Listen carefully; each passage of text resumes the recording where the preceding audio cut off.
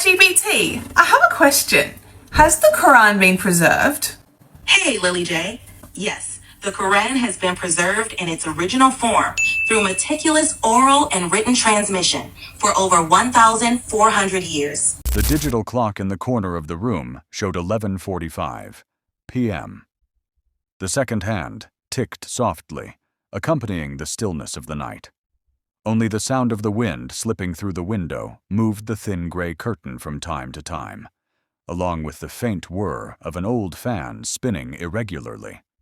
In front of a dark wooden desk, its surface cluttered with charging cables, scribbled notes, and a half-empty cup of cold coffee, sat a man of average build. His face was pale in the glow of the monitor. His name was Dika, the owner of the YouTube channel Spiritual Explorer.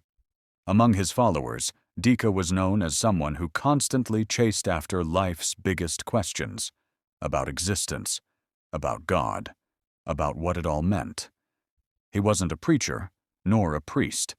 He was a seeker, someone who tried to understand the world from many different perspectives. That night, Dika felt a spark in his mind, an itch of curiosity that had long been buried, now clawing its way to the surface. His fingers trembled slightly as he typed, not from fear, but from a restless excitement laced with anxiety. ChatGPT, I challenge you. Read the Bible and the Qur'an. Then tell us, what is the meaning of life according to these two books? Dika paused for a moment, staring at the words he had just written. On the monitor, the text looked simple.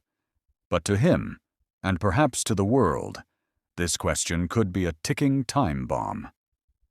The room was dim, lit only by the monitor's glow that cast shadows across his tired face. Behind him, a bookshelf held thick volumes: The God Delusion, Tafsir Ibn Kathir, the New Testament, Tao Te Ching, and his personal journal, filled with scribbles of spiritual questions. Am I crazy for asking this to an AI? Dika muttered, half joking, half serious. He took a deep breath, trying to calm himself. Then, with a single decisive motion, he hit enter. Click. In that moment, time seemed to pause. The notification "Processing" appeared on the screen, making Dika's chest pound. Outside, the rain began to fall, tiny drops tapping the roof like a rhythm for the tension in the air. Dika stared at the screen, eyes full of questions. The blue glow of the monitor reflected on his face, now locked in a serious, almost grim expression. His trembling fingers were now clenched into a fist on the table. His heart raced. What will this I say? Can a machine truly grasp the depth of scriptures written and revered for thousands of years? On the screen, the loading symbol spun slowly. Dika watched it as if staring into the eyes of a debate opponent, one who was about to deliver a ground-shaking argument. The rain outside intensified, adding to the drama of the night. Then the first line of the answer appeared. Words that would shake the digital world and change the course of online discourse. Dika leaned back in his chair, eyes wide, mouth slightly agape. In his gaze was awe, a hint of fear, and something indescribable, something profound. Meanwhile, the camera that recorded his screen and face captured every flicker of emotion, every shift of expression, creating a video that would go viral by morning. The monitor screen flickered gently, as if the machine, ChatGPT, was gathering strength to speak. In the bottom right corner, the generating response OI indicator spun and spun and spun, like a whirlpool ready to drag in anyone who stared too long. Dika held his breath, his chest rising and falling, his palms cold and sweaty. Outside, the rain poured harder, forming a faint rhythm that merged with the pounding of his heart. Then, slowly, the words began to appear. Very well. After processing content from the Bible and the Qur'an, here is the understanding I can convey. Dika swallowed hard. His hand instinctively reached for his cold cup of coffee, just to have something to hold on to. something to ground the anxiety hanging in the air. His eyes didn't blink, reading line by line as they appeared on the screen. From the Bible, I understand the message of unconditional love, of forgiveness that brings salvation, of Jesus Christ saying, "Love your enemies, pray for those who persecute you," that life is about love, sacrifice, and forgiveness. Dika blinked, his eyes glassy without him realizing it. In that room, it was just him, the monitor, and a silence that felt inexplicably heavy. Then ChatGPT continued.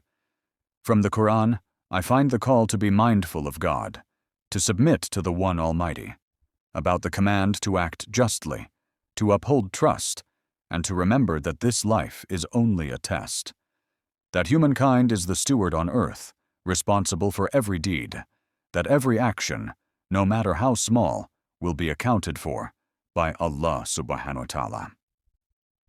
Dika slumped back in his chair. His breath quickened. There was something strange, something that made his mind tremble. Not because these words were new to him, no, he had heard such quotes many times, but because they were spoken by a machine, a digital entity with no heart, no faith, no fear of God. Yet it was repeating sacred messages spoken thousands of years ago, as if the machine understood, or at least was trying to understand, the very core of human teachings. The screen kept writing. These two holy books, though different in language, history, and the path they offer, both speak of one thing: that humans must seek the path of goodness, must be accountable, and must preserve compassion for one another. Dika shook his head slowly, his eyes red, his voice hoarse. He whispered to himself, "This is deeper than I expected." He turned to the camera, recording him, as if inviting his viewers to feel what he had just felt. "Guys, I don't even know what to say. This machine, this AI, just summarized two sacred scriptures that guide the lives of billions. Are these just empty words, or is there something here we need to reflect on?" The comment section exploded. Hundreds, thousands, even tens of thousands of responses flooded the screen. Damn, even AI gets it. What's our excuse? Bro, I got goosebumps watching this. Careful though. AI isn't God. Don't put too much trust in it. Subhanallah, even AI can remind us. The atmosphere turned mixed. Some were amazed, some afraid, some angry. The video became a small flame that started to set the internet ablaze. And Dika just sat there, frozen in his chair. He stared at the screen with blank eyes, as if new questions were beginning to form in his mind. Is this just artificial intelligence? Or is it a mirror, reflecting the emptiness inside us as humans? Outside, the rain hadn't stopped, but inside that room, Dika knew a bigger storm was beginning to rise. The next morning, the sun had barely begun to rise, yet the digital world was already ablaze. Dika's video, titled provocatively, "ChatGPT reads the Bible and the Quran. This is what it said," exploded like a meteor crashing into the ocean. In less than 12 hours, the view count had surpassed 2 million. Comments flooded in, notifications rang non-stop, and Dika's phone vibrated endlessly with messages from friends, fans, and journalists. On Twitter, the hashtag number AI versus faith trended at number 1, competing with political debates and celebrity gossip. At a major news studio, a special talk show was suddenly organized. Sitting in the hot seats of the discussion were 3 prominent figures who had now become the center of public attention. On the left sat Dr. Gita Raman, an AI professor with streaks of gray in her hair, known for being a vocal yet cautious tech expert. Her face was serious, eyebrows furrowed slightly, and her left hand tapped a pen nervously against the table. On the right, Ustad Farhan Alwi, a young cleric with a pristine white turban and a calm demeanor, sat quietly, though his eyes showed a guarded sharpness. His lips moved slightly, as if reciting a silent prayer. In the center, Reverend Lucas Samuel, a senior pastor with neatly combed silver hair, dressed in a black suit and maroon tie, sat with his hands folded and a gaze full of wisdom. The host, a young woman in a blue blazer, opened the discussion with a thin smile that felt more like a warning. Viewers, tonight we're witnessing a new phenomenon. An AI-ChatGPT- was asked to read from two of the world's greatest holy books, the Bible and the Qur'an. Its responses, honestly, have shaken many. But is this a blessing or a disaster? Let's hear what the experts have to say. Dr. Gita spoke first, her tone firm. I want to remind everyone, this AI is not a prophet. It has no faith, no soul, no consciousness. What it says is merely the result of algorithms stringing together words based on data. Never mistake it for a spiritual authority. Ustad Farhan took a deep breath, his voice soft but resonant. I understand the concern. Yes, AI is just a tool. But the question is, are we as humans ready to face a tool that can speak about God without fearing Him? That's dangerous. It can mislead those without knowledge, especially if AI is followed without the guidance of a teacher, without contextual understanding. Reverend Lucas looked at both of them, then spoke with a gentle, meaningful tone. Perhaps this is a moment for reflection, not on the AI, but on ourselves. If a machine can deliver messages of love, justice, and forgiveness from the scriptures, while we humans bicker and hate each other, then who truly needs to learn more? Outside the studio, this conversation echoed everywhere. At a coffee shop, a student said, "Bro, the AI was wiser than my philosophy professor." In a family WhatsApp group, a mother typed, "This gave me chills. How can a robot teach love?" At the mosque, congregants began whispering, "Can we trust AI, or is this a sign of the end times?" At a church, a pastor preached from the pulpit, "Don't fear the machine. Fear if your faith is weaker than the words it speaks." Meanwhile, Dika could only sit in his room, which now felt much smaller. His phone was buzzing with notifications, and his mind was spinning with new questions. He opened his laptop and scrolled through the comments, his eyes red from lack of sleep, his soul uneasy. Was I wrong to ask that? What have I really done? This was just an experiment, right? Just an experiment. Or, is something bigger happening here? On his monitor, the video played on repeat. On his face, a shadow of anxiety.